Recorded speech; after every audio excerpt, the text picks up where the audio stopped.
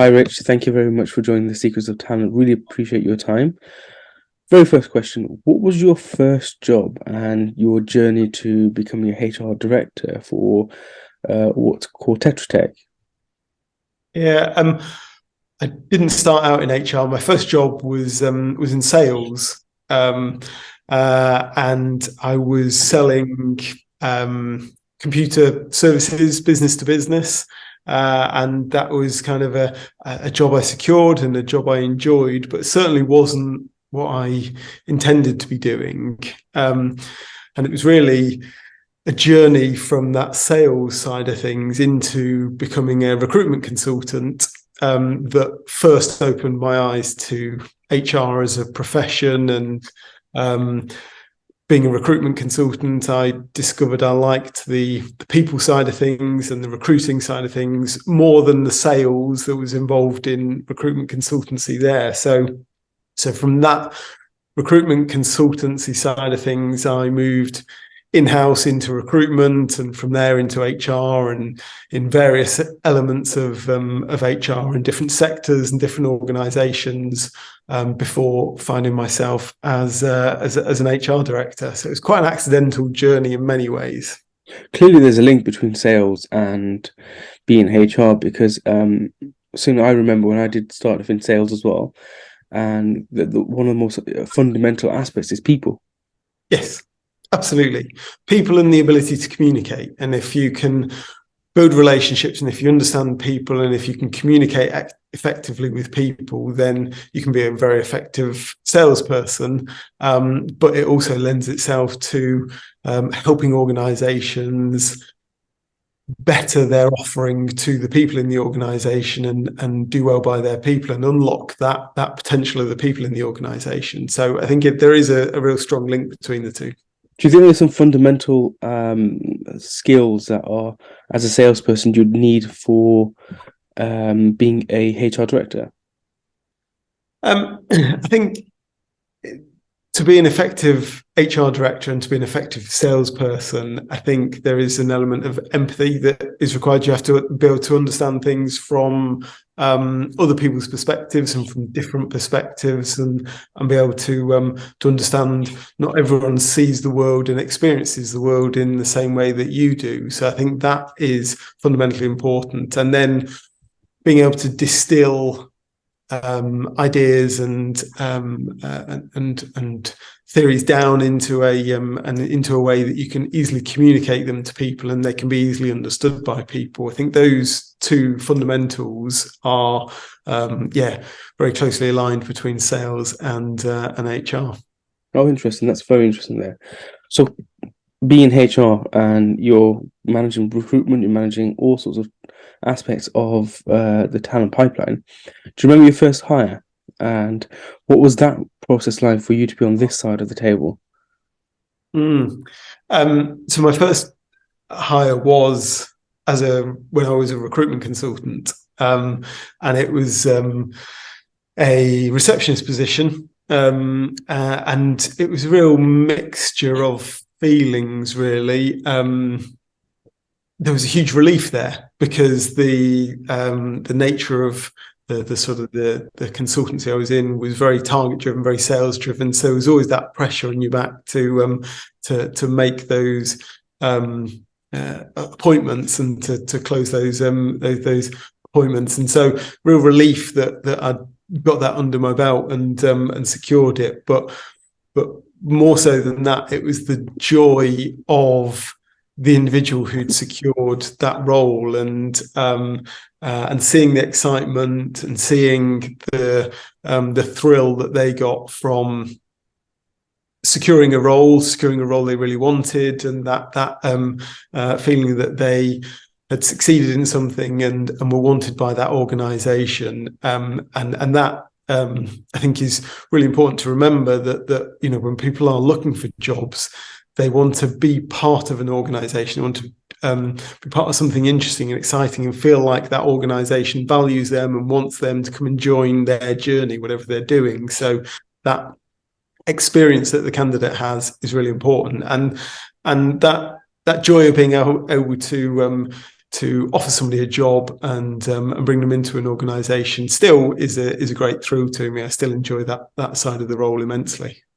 What's interesting, what you talk about is that sometimes the recruitment industry can get a bad rap for it being a conveyor belt style industry where people come in, people go out, and it's targets and numbers driven, etc. But we forget the human stories behind it, or part of it is the human stories behind it, which kind of makes the impact. And sometimes, especially in these conversations I've been having, they tend to come back. These stories tend to come back years to come when that individual says, "Oh, because of that first job you got me, etc., or that first job I started working with you, you've helped me leap frog into another sector." Absolutely. It's that start of a journey, isn't it? And you don't know where that journey is going to take the individual or where they're going to be able to take their own story. But being able to get somebody into an organization, break somebody into a sector or a particular, discipline that they want to get into, or even just give them that ability to to earn a wage and to get some money on the table and to be able to pay their bills. Those kind of things, they're really important for that human emotions that we all have, and wanting to be part of something, to be able to develop ourselves and to have some control over what is happening to us. I think it's really important. That's interesting. No, that's a very, very fair point, that is, yeah. Engineering and the sort of construction sectors has been sort of typically seen as an underrepresented sector. So how do you build a workforce that is, especially in such a sector that isn't diverse, how do you build a workforce and a diverse workforce within something that's perceived undiverse? I think there's a few things I would say about that. You have to be deliberate about it. It won't happen by accident. So you have to set out what you're going to do to try and change the status quo. And that starts at looking at where you're recruiting and how you're recruiting, and the language you use in job postings, and where you post those jobs, and how you take people through that process.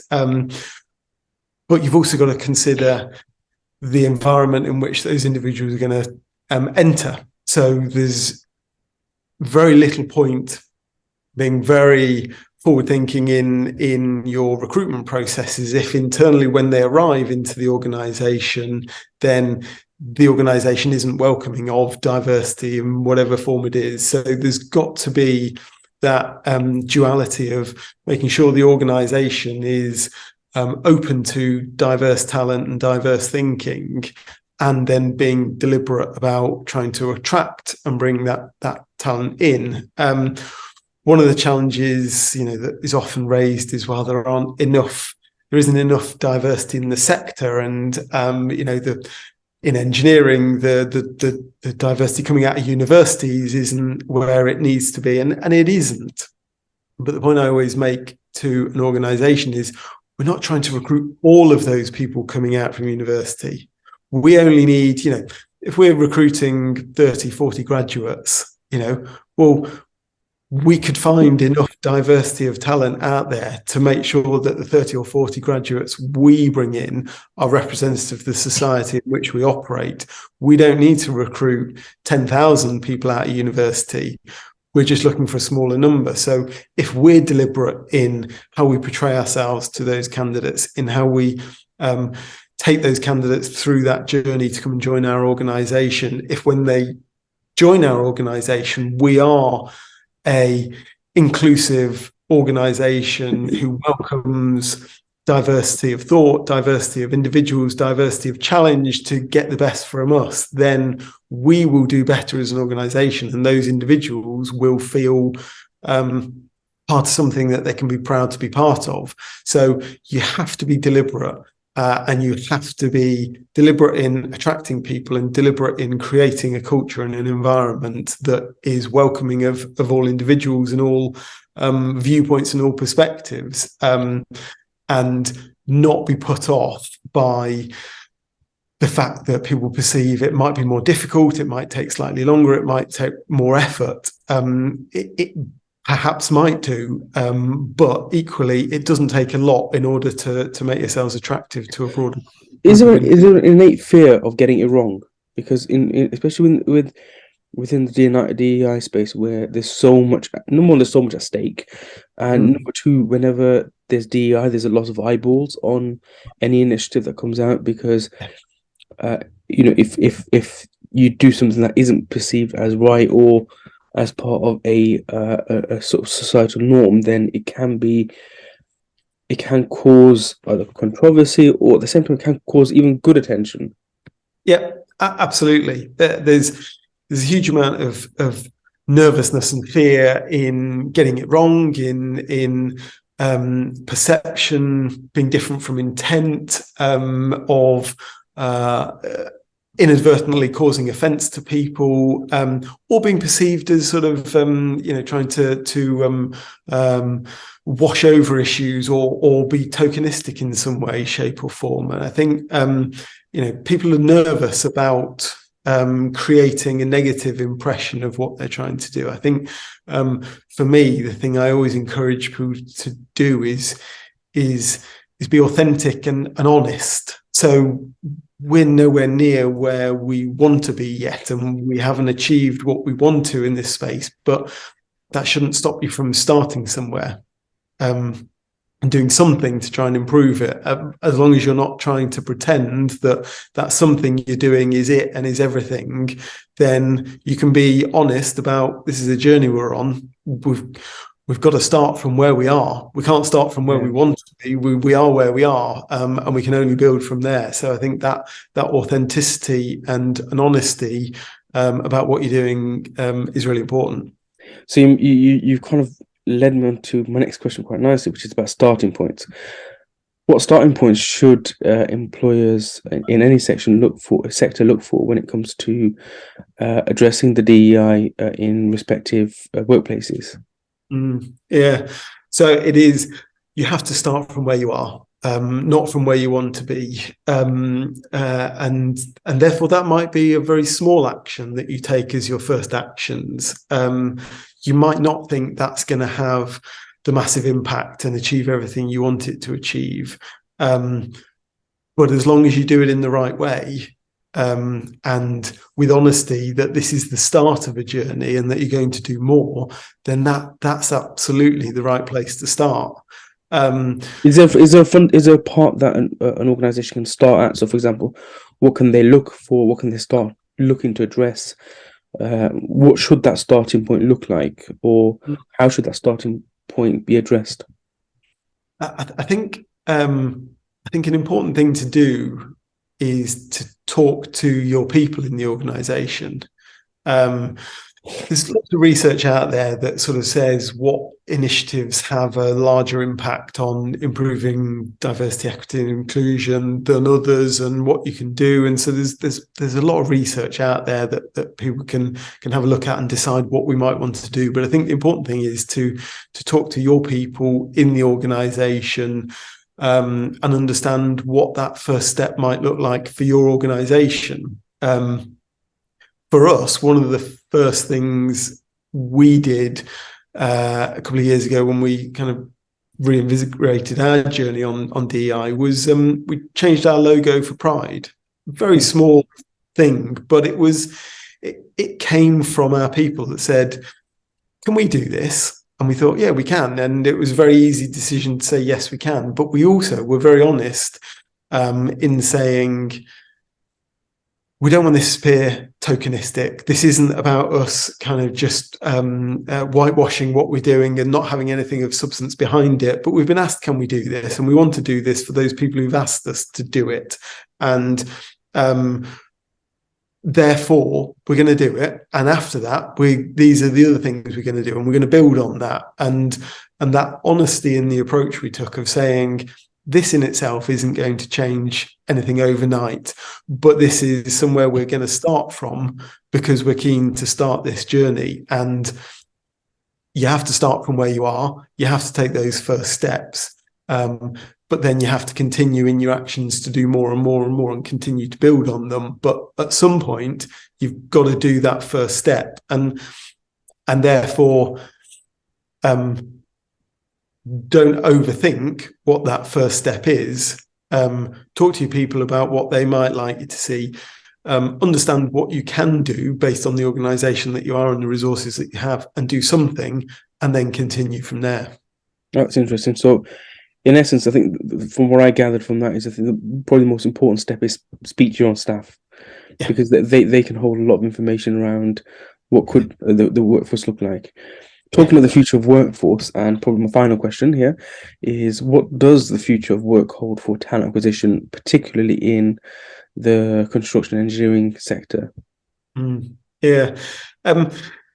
So I think there's a number of things that are changing things, particularly in the engineering sector. It's slightly different in the physical construction sector, but the pandemic has changed the way people work and where people work from, and working, and that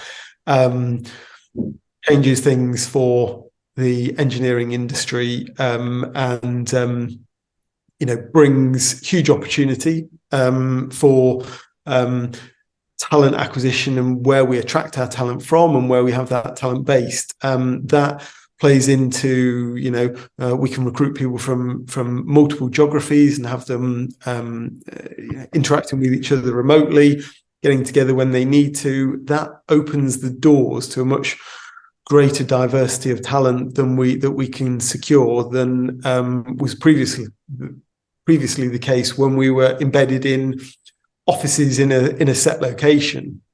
So that is a huge opportunity for the future, and even if we get into challenges around the economy and potential recession, that ability to attract talent who want to come and work for you because you are a forward-thinking, open employer who is interested in how we provide flexibility to talent, how we provide development to talent, that's going to be really important.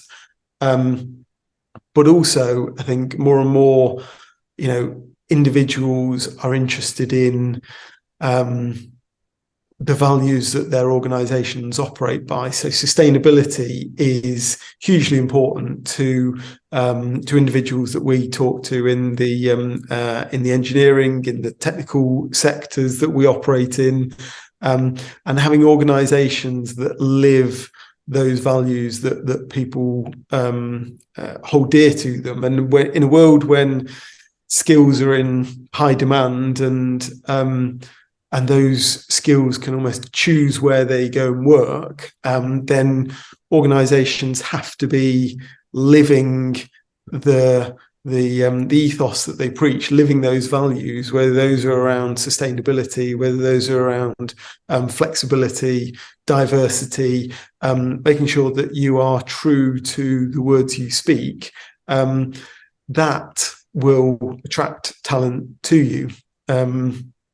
And I think the talent acquisition teams, the recruiters out there, have a hugely important role to play in this. They are the ambassadors for organizations. They have to be great at finding the talent and sourcing the talent from the right places, but they also then have to be great at living and espousing the values of the organization and making those candidates feel like, actually, this is an organization that I want to be part of. So that world of talent acquisition, both from the candidates' perspectives and from an organization's perspectives, it's fundamental to the future, of how organizations are going to thrive and how organizations are going to attract the right talent into them. So a values-based approach then. I think that's probably Absolutely. final bit of that. Thank you very much for your time, Rich. Really appreciate it. Absolute pleasure.